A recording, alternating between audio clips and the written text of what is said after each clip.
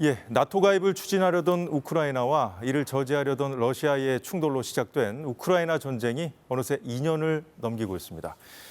전쟁 초기만 해도 우크라이나가 일방적으로 이기고 있는 것처럼 호기롭게 전황을 전하던 서구 언론들 사이에서도 이제는 소모전을 계속 이어가는 게 맞냐는 현실론이 대두되고 있습니다.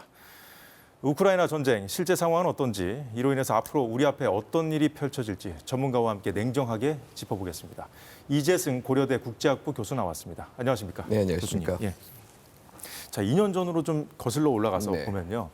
그 우크라이나가 나토에 가입을 한다면 러시아가 어떻게 나올지 뻔히 보이는 상황이지 않았습니까? 그렇죠. 그러다가 결국은 전쟁까지 났고 초반만 하더라도 우크라이나가 전세에서 좀 유리한 거로 보도되다가 네. 이제 2년이 지난 지금 좀 돌이켜 보면 그 초반의 보도를 통해서 우리가 봤던 상황과는 그 전쟁이 좀 양상이 좀 상당히 다르게 전개되어 온 것 같은데 네. 어떻게 보세요?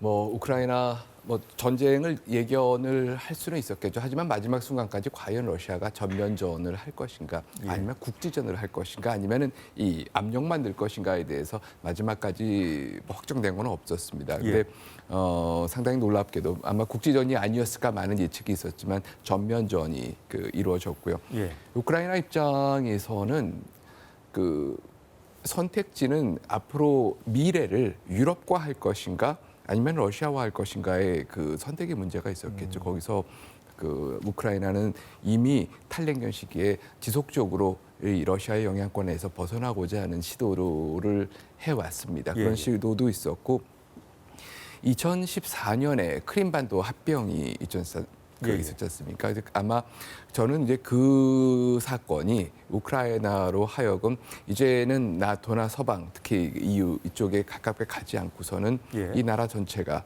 유지가 어렵다는 판단을 하게 된 게 아닌가 싶습니다. 초반에는 예. 우크라이나가 유리할 거라고 예측하는 그런 전망도 있었지만 예. 사실은 군사적인 역량으로 놓고 보면 우크라이나가 작은 나라는 아닙니다만 러시아를 상대하기에는 굉장히 버겁습니다. 예. 그리고 나토 회원국이 아닌 이상 미국이나 이 서방 국가가 우크라이나에 직접적으로 예. 들어가서 싸워줄 수가 없는 상태이기 때문에 예. 굉장히 어려운 상태에서 시작을 했다. 오히려 러시아는 단기적으로 거의 한 달 이내에 키이우까지 점령하는 이런 전면적인 단기적인 승리를 예측하고 있지 않았었을까. 하지만 이제 서방의 여러 무기 지원이라든지 여러 지원도 있었고, 우크라이나가 잘 버텼다. 잘 버텨서 이 키이우 수도는 지켜냈고, 예. 하지만 이 동부전선과 남부전선에서의 많은 희생과 또 영토의 20% 정도 예. 점령이 됐죠. 그것까지는 이제 피할 수가 없었다. 그렇게 이제 말씀드리고 잘 싶습니다. 버텨왔다고 말씀을 하셨습니다만 네. 이제 그 희생이 계속 있었던 거지 않습니까? 그렇습니다. 그리고 또 굉장히 큰 희생이 영토도 있었죠. 좀 많이 뺏겼어요. 네. 보면은 지금 전쟁 전과 비교하면은 네. 우크라이나 내 지금 화면에 나오고 있는데 네. 러시아 점령지가 많이 늘었는데요. 네. 현재 전쟁의 양상은 어떻다고 보고 계십니까? 전쟁 초반에는 보통 이 전쟁이 아주 이제 활발하게 진행이 되는 그런 측면들이 있습니다.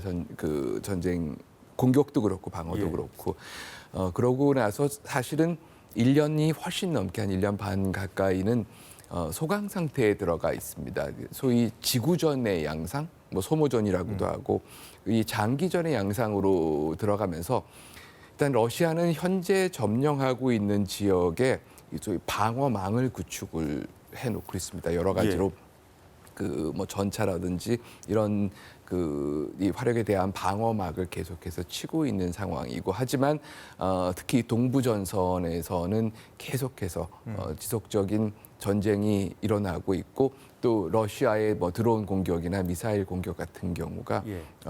우크라이나의 주요 도시에 계속 산발적으로 하지만 지속적으로 가고 있습니다. 러시아의 전쟁의 특징이 물론 단기간에 끝날 수 있으면 단기간에 끝내겠지만 예.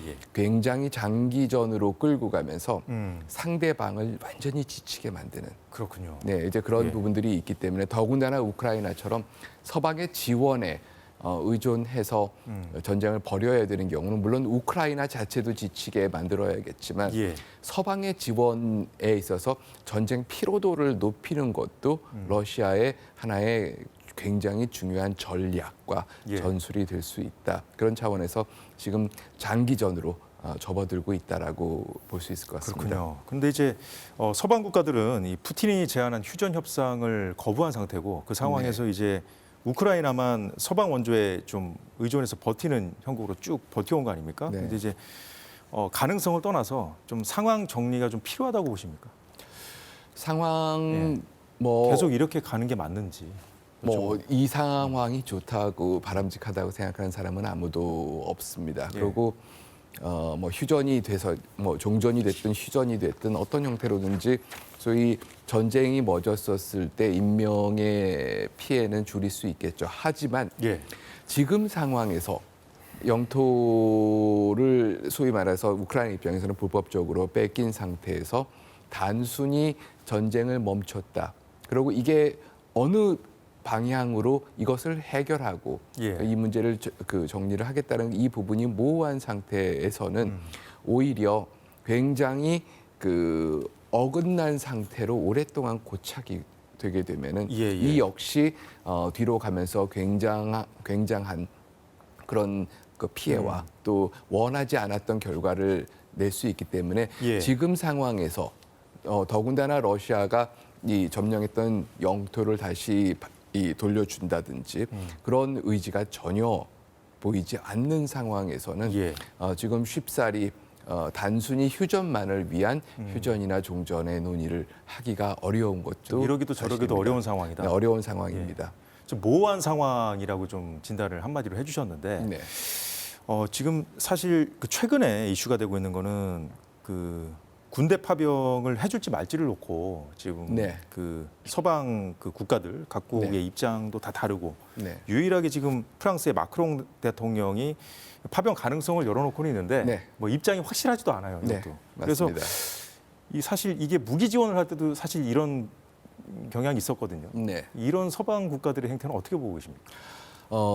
지금 우크라이나가 나토 회원국도 아니고 또 EU의 유럽연합의 회원국도 아닌 상태입니다. 예. 그렇기 때문에 이 서방 국가들, 특히 유럽 국가들이 직접적인 개입을 하는 데 있어서는 굉장히 많은 제약이 지금 따르는 상황입니다. 예, 그렇죠. 직접 가서 싸우게 되면은 이 자체가 확전이 될 수가 있습니다. 그래서 사람이 들어가지 않고 무기 지원이나 뭐 정보 지원 예. 내지는 이제 금융 지원을 하겠다라는 그 입장을 고수를 해왔는데 예. 얼마 전에 있었던 며칠 전에 있었던 유럽 정상 회의에서 뭐 우크라이나에 대한 여러 가지 지원 얘기는 나왔는데 이제 끝나고 나서 마크롱 대통령은 이 군대를 파병하는 것도 고려를 해볼 수가 있다라고 가능성을 열어놓고 독일 총리 올라프 숄츠 총리 같은 경우는 그런 얘기는 우리 전혀 한 적이 없었고 이 가능성은 없다라고 얘기를 해서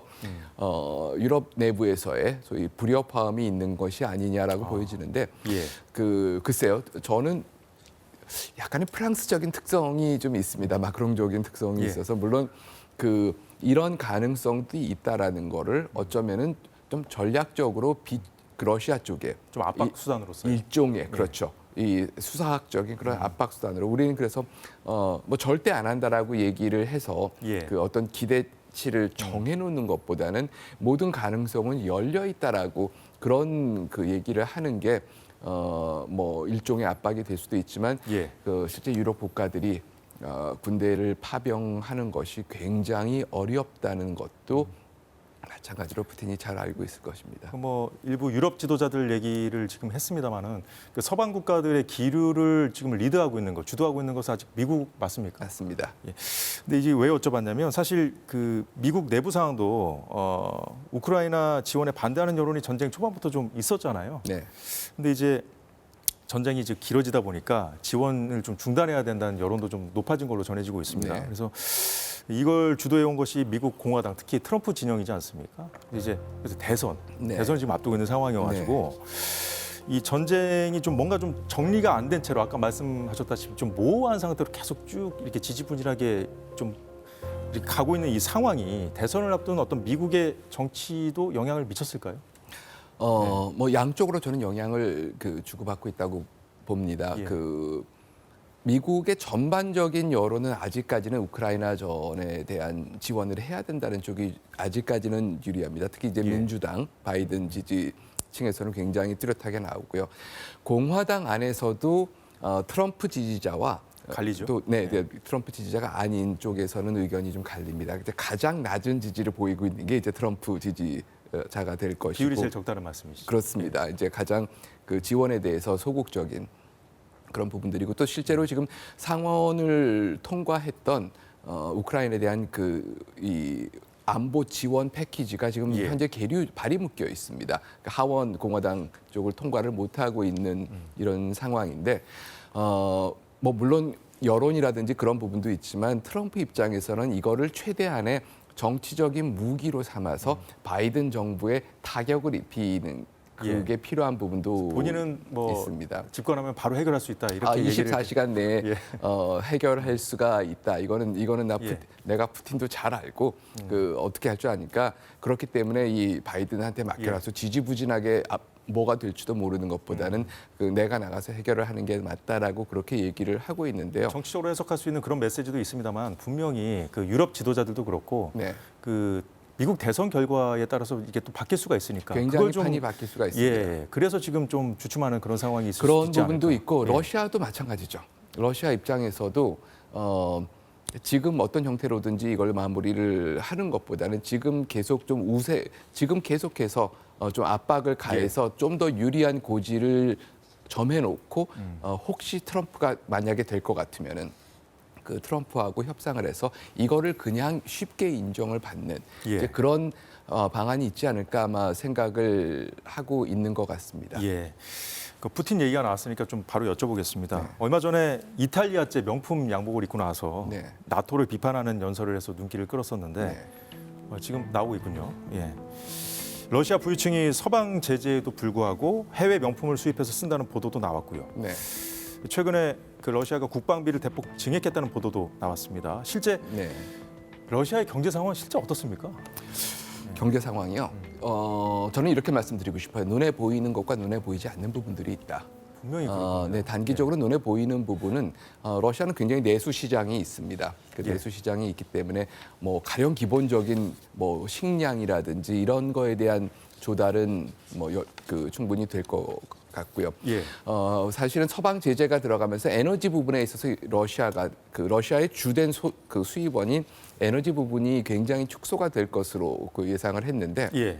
물론 가스 부분은 상당 부분 축소가 된 것도 있지만 석유 수입에 있어서는 중국과 그리고 아주 혜성처럼 나타난 인도라는 예. 또 거대한 이 수입국이 생겼습니다. 인도가 러시아산 원유를 수입을 하기 시작하면서 예. 러시아는 원유에서 나오는 또 상당한 수입을 가지고 이걸 또 전비로도 충당을 하고요. 그렇게 해서 적어도 단기적으로는 예. 그리고 이게 결국은 이제 제재가 세고 있다는 얘기입니다. 뭐 서방에서 물품이 들어가는 거는. 예. 근데 뭐 과거와도 충분히 예측할 수 있는 과거의 사례를 봐도 예측할 수 있는데 네. 문제는 장기적으로 러시아가 그러면은 앞으로 5년, 10년이 있어도 계속 그럴 것인가?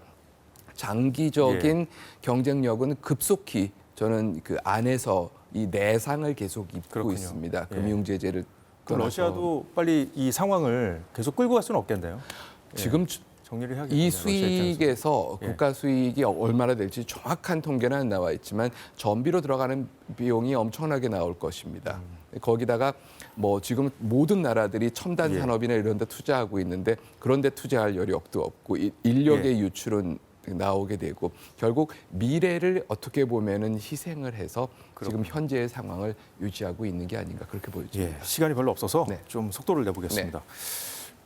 사실 이게 전쟁이 처음 벌어진 것 자체가 이제 나토의 동진을 네. 명분으로 내세웠던 네. 거잖아요, 러시아가. 예. 그런데 결과적으로 이제 핀란드에 이어서 스웨덴까지 나토에 이제 합류를 했잖아요. 네, 그래서 그렇습니다. 나토가 이제 확대돼서 네. 발트해 연합국들이 이제 중심으로 돼가지고 러시아를 좀 포위하는, 네. 고립시키는 그런 그림이 지금 그려지고 있잖아요. 지금 나오고 있는데 그래서 이게 자충수가 된 거 아니에요, 결과적으로. 이런 평가도 나오고 여러 평가가 나오는데 일단 네. 그 평가에 대해서 어떻게 보십니까? 뭐 자충수라고 할 수도 있습니다. 근데 뭐 예견을 뭐 아주 안 하지는 않았을 것 같아요. 예. 그래도 이렇게 핀란드와 스웨덴이 전격적으로 나토 가입을 했다라는 거는 사실 우크라이나 하나를 막기 위해서 그 이 노르딕, 이 북부 유럽에 있는 이 두 개의 중요한 중립국들을 나토로 만들어놔서 발트해를 완전히 둘러싸이게 한 것은 러시아 입장에서는 결코 원하던 그림은 아닐 겁니다. 하지만 그럼에도 불구하고 러시아가 과연 그러면 흑해하고 이 우크라이나의 이 남부 연안까지 이어가는 이 루트와 발트해 두 개를 뭐 비교했을 때 뭐 물론 전략적으로 두 개가 다 중요합니다. 하지만 그것보다 단기적으로는 우크라이나 쪽에 조금 더 무게를 둔 부분이 있지 않을까 그런 예상도 해볼 수가 있을 것 우크라이나 같습니다. 영토를 점령했기 때문에 뭐 서진했다는 시각으로 보는 거는 조금 무리가 있을까요? 어떻게 보십니까? 러시아가 서진을 했다. 동진이 아니죠. 나토의 동진과 러시아의 서진이죠. 러시아의 서진인데 이렇게 볼 수 있을 것 같아요. 기본적으로 이 나간다는 그 의미 자체가 소위 그 주권과 영토에 관해서 저희가 이 국제 사회에서 암묵적으로 이거는 공식적으로 저희가 인정하고 있는 이 부분이 어떻게 보면은 전면전에 의해서 뭐 상대방이 영토를 뺏는 이런 부분들은 2차 세계대전 이후에 없었죠. 그런 면에서 서지는 맞으나 과연 이게 정당한 소위 진출로 볼 수 있을까? 이 부분은 저희가 다시 생각해 봐야 될 것 같습니다. 우크라이나 전쟁은 우리 안보에도 좀 밀접한 연관이 있기 때문에 좀 계속 주목해 봐야겠습니다. 이재승 교수와 함께 2년 넘게 장기화되고 있는 우크라이나 전쟁 상황을 짚어봤습니다. 오늘 말씀 고맙습니다. 네, 감사합니다. 오늘 사사건건이 준비한 소식 모두 전해드렸습니다. 저희는 다음 주 월요일 오후 4시에 다시 찾아뵙겠습니다. 즐겁고 뜻깊은 연휴 되시길 바랍니다. 고맙습니다.